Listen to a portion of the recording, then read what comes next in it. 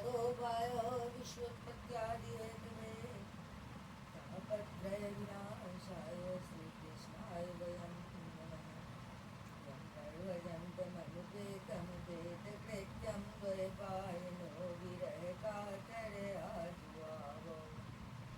पुत्रेति तन्मयतया तर्वो विनेदोस्तं सर्वभूतहृदयं मुनिमानतोऽस्मि निगमकल्पतरोर्गलितं फलम् शुकमुखादिनितद्रवसंयुतं पिबत भागवतं रसमालयम् रसिका भूविभागिका। ओम नमो भगवते वासुदेवाय। ओम श्री परमात्मने नमः। ओम श्री परमात्मने नमः। ओम श्री परमात्मने नमः। सभी भक्तजनों का हार्दिक अभिनंदन, हार्दिक स्वागत। श्रीमद्भागवत महापुराण के अष्टम स्कंद में 51वां जिसमें कि भगवान वामन का बलि से 3 पग पृथ्वी मांगना, बलि का वचन देना और शुक्राचार्य जी का उनके रूप में वर्णन किया गया है। इति वैरोचनेर्वाक्यं धर्मयुक्तं शूनृतं निशम्य भगवान् प्रीतः प्रतिनन्दितमब्रवीत्। सुखदेव जी कहते हैं राजा बलि के ये वचन धर्म भाव से भरे और बड़े मधुर थे। उन्हें सुनकर भगवान वामन ने बड़ी प्रसन्नता से उनका अभिनंदन किया और कहा। श्री भगवान वाच वचस्तव तज्जनदेव शोणितं सुलोचितं धर्मयुतं यशस्वरं यस्य प्रमाणं भृगवः शाम्बराये पितामहतो लभृतः प्रशान्तः। भगवान ने कहा, राजन आपने जो कुछ कहा वह आपकी कुल परंपरा के अनुरूप धर्म भाव से परिपूर्ण यश को बढ़ाने वाला और अत्यंत मधुर क्यों न हो। और लोग हितकारी धर्म के संबंध में आप भृगुपुत्र शुक्राचार्य को परम प्रमाण जो मानते हैं, साथ ही अपने कुलवृद्ध पितामह परम शांत प्रहलाद जी की आज्ञा भी तो आप वैसे ही मानते हैं। न ये तस्मिन् कुले कस्मिन् सत्त्वः कृपणः पुमान् प्रत्याख्याता प्रतिश्रुत्य यो वादातादिजातये। आपकी वंश परंपरा में कोई धैर्यहीन अथवा कृपण पुरुष कभी हुआ ही नहीं। ऐसा भी कोई नहीं हुआ जिसने ब्राह्मण को कभी दान न दिया हो अथवा जो एक बार किसी को कुछ देने की प्रतिज्ञा करके बाद में मुकर गया हो। बसंते तीर्थे युधिचार्थिनार्थिता परामुखांगे त्वमनश्विनो नृपा योऽस्मत् कुले यद्यस श्यामलेन प्रहलादरुदभाति यथो दुपहरे। दान के अवसर पर याचकों की याचना सुनकर और युद्ध के अवसर पर शत्रु के ललकारने पर उनकी ओर से मुंह मोड़ लेने वाला कायर आपके वंश में कोई भी नहीं हुआ क्यों न हो। आपकी कुल परंपरा में प्रहलाद अपने निर्मल यश से वैसे ही शोभायमान होते हैं जैसे आकाश में चंद्रमा। यतो जातो हिरण्याक्षश्चरणेकैमां महिं प्रतिवीरं दिग्विजये गदारुधः। आपके कुल में ही हिरण्याक्ष जैसे वीर का जन्म हुआ था। वह वीर जब हाथ में गदा छता लेकर अकेला ही दिग्विजय के लिए निकला, तब सारी पृथ्वी में घूमने पर भी उसे अपनी जोर का कोई वीर न मिला। यम विनिर्जित्य कृच्छ्रेण विष्णुश्व्योद्धार आगतम् आत्मानं जैनं तद्वीर्यं भूयनुस्मरन्। जब विष्णु भगवान जल में से पृथ्वी का उद्धार कर रहे थे, तब वह उनके सामने आया और बड़ी कठिनाई से उन्होंने उस पर विजय प्राप्त की। परंतु उसके बहुत बाद भी उन्हें बार बार हिरण्याक्ष की शक्ति और बल का स्मरण हुआया करता था, और उसे जीत लेने पर भी वे अपने को विजयी नहीं समझते थे। निशम्य तद्वधं भ्राता हिरण्यकशिपुः पुरा हन्तुं भ्रातृहरणं क्रुद्धो जगाम निलयं हरे। जब हिरण्याक्ष के भाई हिरण्यकशिप को उसके वध का वृत्तांत मालूम हुआ, तब वह अपने भाई का वध करने वाले को मार डालने के लिए क्रोध करके भगवान के निवास स्थान वैकुंठ धाम में पहुंचा। तमायांतं समालोक्य शूलपाणिं कृतान्तवत् चिन्तयामास कालज्ञो विष्णुर्मायाविनाम्बरः। विष्णु भगवान माया रचने वालों में सबसे बड़े हैं और समय को खूब पहचानते हैं।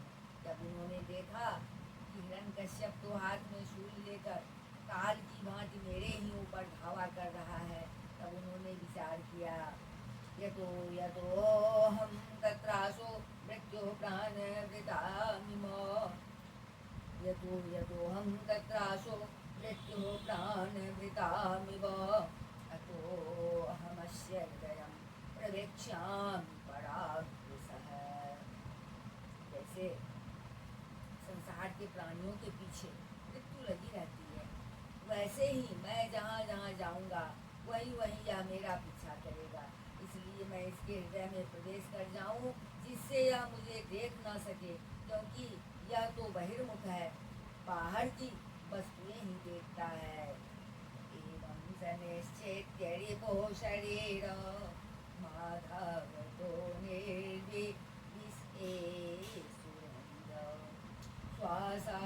श्वासानिरान्तर्हित सूक्ष्मदेह तत्कानरन्ध्रेण विवेक्न चेता। असुर शिरोमणे, जिस समय हिरण्यकश्यप उन पर झपट रहा था, उसी समय ऐसा निश्चय करके डर से कांपते हुए विष्णु भगवान ने अपने शरीर को सूक्ष्म बना लिया, अपने शरीर को बिल्कुल सूक्ष्म बना लिया, छोटा बना लिया, और उसके प्राणों के द्वारा नासिका में से होकर हृदय में जा बैठे। सतन्निकेतं परिमृश्य शून्यमपश्यमानः कुपितो ननाद क्ष्मां गां दिशहकं विवरान् समुद्रान् विष्णुं विचिन्वन् न ददर्श धीरः। हिरण्यकश्यप ने उनके लोक को भली भांति छान डाला, परंतु उनका कहीं पता न चला। इस पर क्रोधित होकर वह सिंहनाद करने लगा। उस वीर ने पृथ्वी, स्वर्ग, दिशा, आकाश, पताल और समुद्र सब कहीं विष्णु भगवान को ढूंढा, परंतु वे कहीं भी उसे दिखाई न दिए। अपश्यन्निते होवाच मायान्वेष्टमिदं जगत् अत्रहामे गतो नूनं गतो न वर्तते पुमान्। उनको कहीं न देखकर वह कहने लगा, मैंने सारा जगत छान डाला, परंतु वह मिला नहीं। अवश्य ही वह भ्रातृघाती उस लोक में चला गया जहाँ जाकर फिर लौटना नहीं होता।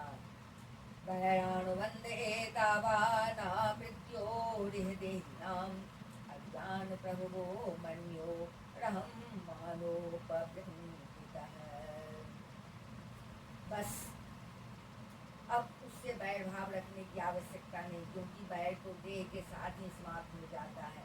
क्रोध का कारण अज्ञान है और अहंकार से उसकी मृत्यु होती है। पिता प्रहलाद पुत्रस्ते तद्वेदान्वेजवत्सलः स्वमायुर्द्विजजले द्विरजले द्विज स्वमायु पिता प्रहलाद पुत्रस्ते तद्धि द्विजवत्सलः स्वमायुर्द्विजलिङ्गेभ्यो देवेभ्यो दात्सयाचितः। राजन, आपके पिता प्रहलाद नंदन विरोचन बड़े ही ब्राह्मण भक्त थे, यहाँ तक कि उनके शत्रु देवताओं ने ब्राह्मणों का वेश बनाकर उनसे उनकी आयु का दान मांगा और उन्होंने ब्राह्मणों के छल को जानते हुए भी अपनी आयु दे डाली। भवानाजनान्दर्मानास्थितो गृहमेभिः ब्राह्मणे पूर्वजे सूरे रण्यश्चोद्यामकीर्तिः।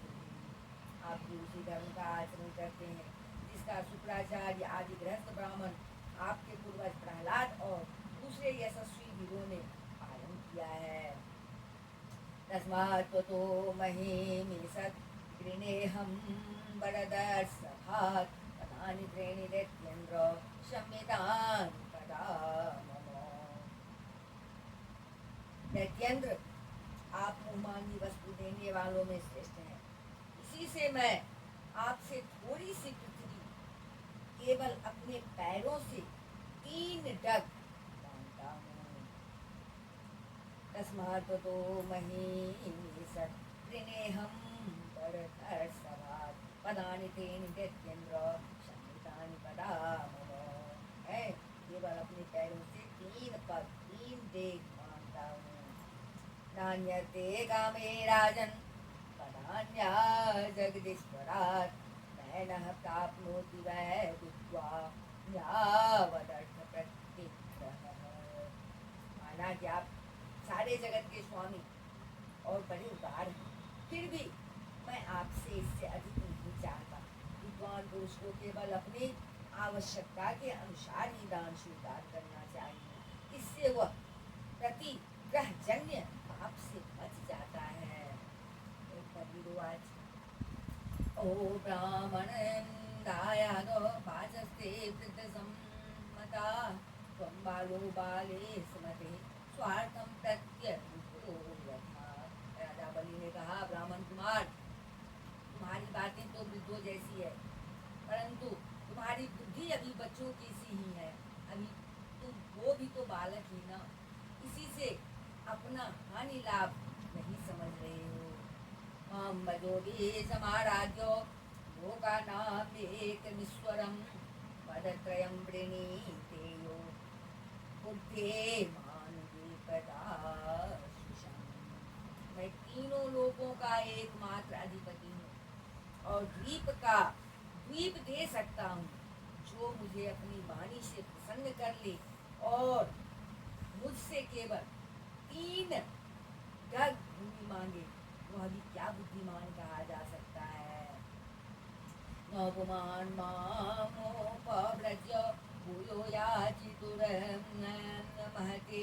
तस्माद् वृद्धिकरीं भूमिं पटो कामं प्रतीक्षणे। ब्रह्मचारी जी, जो एक बार कुछ मांगने के लिए मेरे पास आ गया, उसे फिर कभी किसी से कुछ मांगने की आवश्यकता नहीं पड़नी चाहिए। अतः अपनी जीविका चलाने के लिए तुम्हें जितनी भूमि की आवश्यकता है उतनी मुझसे मांग लो। श्री भगवान वाच यावन्तो विषया प्रेष्ठास्ते लोक्यामजितेन्द्रियं न शक्नुवन्ति ते सर्वे तते पूरयितुं नृप। श्री भगवान ने कहा, राजन, संसार के सब प्यारे विषय एक मनुष्य की कामनाओं को भी पूर्ण करने में, पूरा करने में समर्थ नहीं है। यदि वह अपनी इंद्रियों को बस में रखने वाला संतोषी न हो तो क्रमेण संतुष्टो दीपेनापि न पूर्यते नववर्ष समेतेन शक्रद्वीप परीक्षया। जो 3 पग भूमि से संतोष नहीं कर लेता, उसे 9 वर्षों से एक द्वीप भी दे दिया जाए तो भी वह संतुष्ट नहीं हो सकता, क्योंकि उसके मन में 7 द्वीप पाने की इच्छा बनी ही रहेगी। सप्तद्वीपाधिपतयो नृपा वैन्यगदादयः अर्थे कामेर्गदानान्दं कृष्णायार्जुनः श्रुतम्। मैंने सुना है बड़े सातों द्वीपों के अधिपति थे, परंतु उतने धन और भोग की सामग्रियों के मिलने पर भी वे तृष्णा का पार न पा सके। यदिच्छयोपपन्नेन संतुष्टो वर्धते सुखम् न संतुष्टस्त्रेभिरे लोके रजेतात्मोपदशादिते। जो कुछ प्रारब्ध से मिल जाए उसी से संतुष्ट हो रहने वाला पुरुष अपना जीवन सुख से व्यतीत करता है, परंतु अपनी इंद्रियों को वश में न रखने वाला तीनों लोगों का राज्य पाने पर भी दुखी ही रहता है, क्योंकि उसके हृदय में असंतोष की आग धधकती रहती है। पुंसोऽयं संस्कृतेर्हेतु संतोषो अर्थकामयो यदृच्छयोपपन्नेन संतोषो मुक्तये स्मृतः। धन और भोगों से संतोष न होना ही जीव के जन्म मृत्यु के चक्कर में गिरने का कारण है तथा जो कुछ प्राप्त हो जाए उसी में संतोष कर लेना मुक्ति का कारण है।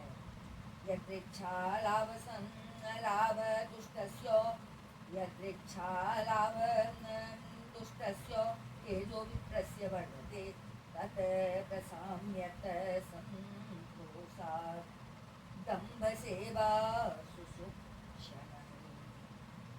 जो ब्राह्मण स्वयं प्राप्त वस्तु से ही संतुष्ट हो रहता है उसके तेज की वृद्धि होती है, उसके असंतोषी हो जाने पर उसका तेज वैसे ही शांत हो जाता है जैसे जल से अग्नि बुझ जाती है, अग्नि शांत हो जाती है। तस्मात् प्रणीपदान्येव प्रणेत्वद्वरदर्शनात् एतावदेव सिद्धोऽहं चित्तं यावत् प्रयोजनम्।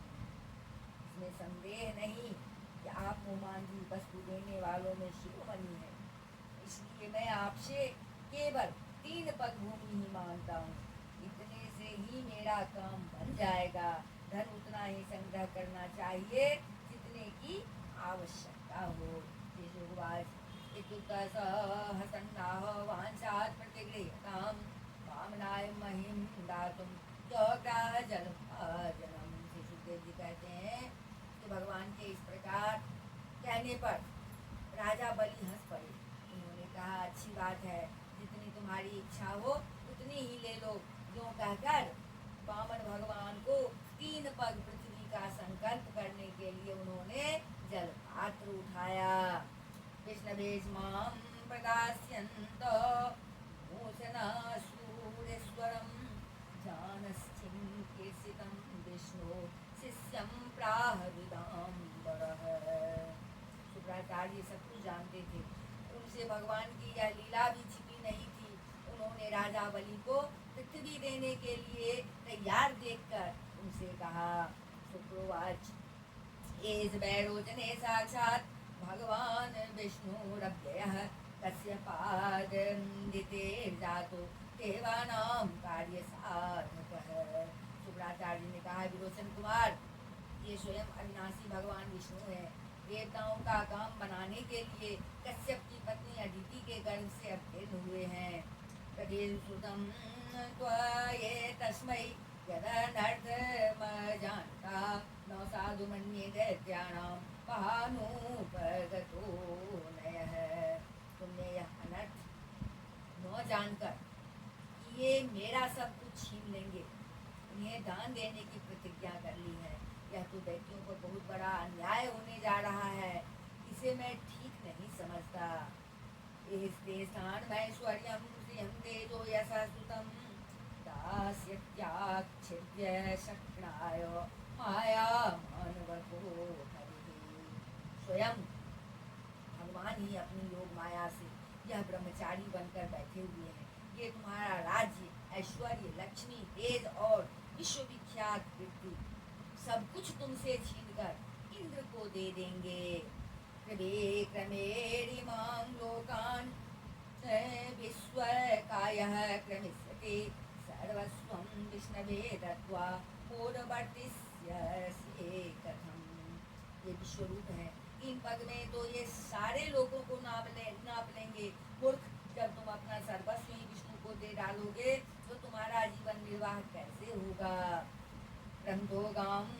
वेगेन द्वितीयेन दिवं विभो खंजोकायेन महता तातेयस्य कुतो गतिः। ये विश्वव्यापक भगवान एक पग में पृथ्वी और दूसरे पग में स्वर्ग को नाप लेंगे। इनके विशाल शरीर से आकाश भर जाएगा, तब इनका तीसरा पग कहाँ जाएगा। निष्ठां ते नरके मन्ये ये प्रदातुः प्रतिश्रुतं प्रतिश्रुतस्य योनिसः प्रतिपादयितुं भवान्। तुम उसे पूरा न कर सकोगे, ऐसी दशा में समझता हूँ, ऐसी स्थिति में, ऐसी दशा में मैं समझता हूँ कि प्रतिज्ञा करके पूरा न कर पाने के कारण तुम्हें नरक में ही जाना पड़ेगा, क्योंकि तुम अपनी की हुई प्रतिज्ञा को पूर्ण करने में सर्वथा असमर्थ हो जाओगे। न दद्दानं प्रशंसन्ति केन वृत्तिर्विपद्यते दानं यज्ञस्तपः कर्म लोके वृत्तिर्मतो यतः। विद्वान पुरुष उस दान की प्रशंसा नहीं करते जिसके बाद जीवन निर्वाह के लिए कुछ बचे ही नहीं। जिसका जीवन निर्वाह ठीक ठीक चलता है वही संसार में दान यज्ञ तप और परोपकार के कर्म कर सकता है। धर्माय यशसे अर्थाय कामाय स्वजनाय च पंचधा विभजन वित्त विहामुत्र च मोदते।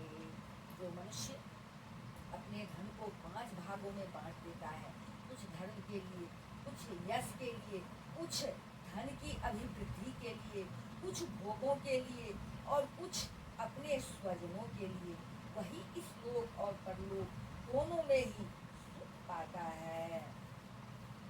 अत्रापेव प्रेचैर्गीतं सुनो मे सुरसत्तमो सत्यमोमिति यत्प्रोक्तं यन्येत्याहानितं तत्।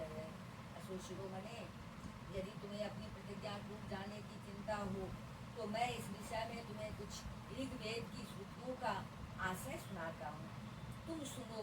श्रुति कहती है, किसी को कुछ देने की बात स्वीकार कर लेना सत्य है और नकार जाना अर्थात अस्वीकार कर देना असत्य है। सत्यं पुष्पफलं विद्या तात्मवृक्षस्य गीयते वृक्षेय जीवति तन्नो स्यात् नृतं मूलमात्मनः। यह शरीर एक वृक्ष है और सत्य इसका फल फूल है, परंतु यदि वृक्ष ही न रहे तो फल फूल कैसे रह सकते हैं। क्योंकि नकार जाना, अपनी वस्तु दूसरे को न देना, दूसरे शब्दों में अपना संग्रह बचाए रखना, यही शरीर रूप वृक्ष का मूल है। तद यथा वृक्ष उन्मूलः शुष्यत्योद्धरते चिरात् एवं नष्टान्यतः सद्य आत्मा शुष्येन्न संशयः।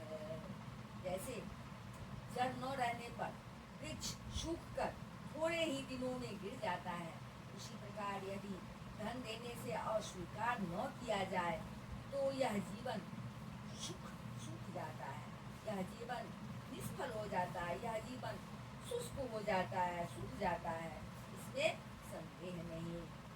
प्रागृक्तं पूर्णं वा अक्षरं यत् तदोमिति यद् किञ्चिदोमिति ब्रूयात् तेनेर्च्येत वै पुमान् विच्छवे सर्वमोङ्कोरव कालं कामेन सात्मने। हाँ, मैं दूंगा, यह वाक्य ही धन को दूर हटा देता है, इसलिए इसका उच्चारण ही अपूर्ण अर्थात धन से खाली कर देने वाला है। यही कारण है कि जो पुरुष हाँ मैं दूंगा ऐसा कहता है वह धन से खाली हो जाता है। जो याचक को सब कुछ देना स्वीकार कर लेता है वह अपने लिए भोग की कोई सामग्री नहीं रख सकता। अथेतत् पूर्णम् अथेतत् पूर्णम् अथेतत् पूर्णभ्यात्मम् ध्यात्मम् अथेतत् पूर्णमभ्यात्मम् यस्य नैत्यनितं वचः सर्वं नैत्यर्णितं ब्रूयात् स्वदुष्कृतिः स्वसंवृतः। इसके विपरीत मैं नहीं दूंगा। यह जो अस्वीकारात्मक असत्य है वह अपने धन को सुरक्षित रखने तथा पूर्ण करने वाला है, परंतु ऐसा समय सब नहीं करना चाहिए है, परंतु ऐसा सब समय हमेशा हर समय नहीं करना चाहिए। जो सबसे सभी सब वस्तुओं के लिए नहीं करता रहता है उसकी अपवृत्ति हो जाती है, वह तो जीवित रहने पर भी मृतक के समान ही है।